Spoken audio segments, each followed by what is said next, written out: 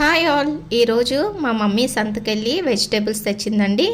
ఏమేమి వెజిటేబుల్స్ తెచ్చింది, ఎంతెంత తెచ్చిందో చూపిస్తాను చూడండి. కాలీఫ్లవర్, మునక్కాయ, అలాగే ఆరెంజెస్, పచ్చి బఠానీ ఇవన్నీ తెచ్చిందండి. అలాగే చూస్తున్నారు కదా, మా మమ్మీ చూపిస్తుంది కదా, చిన్న మెంతాకు, అలాగే ముల్లంగి, తోటకూర, అలాగే పాలకూర, అలాగే గోంగూర ఇవన్నీ తెచ్చిందండి. తోటకూర అయితే 20 రూపాయలకి 5 కట్టలంట. అలాగే పాలకూర కూడా 20 రూపాయలకి 5 కట్టలు.